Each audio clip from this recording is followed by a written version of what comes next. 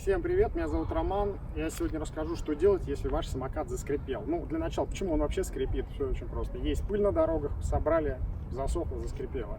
И в дальнейшем катаетесь, и может появиться вот такая вот неприятная штука для кого-то. И вот так вот он иногда поскрипывает.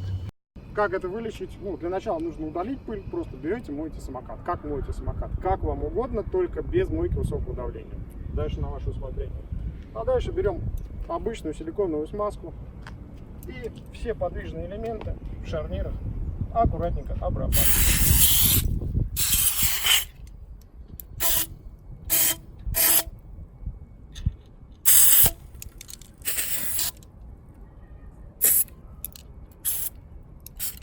Собственно и все.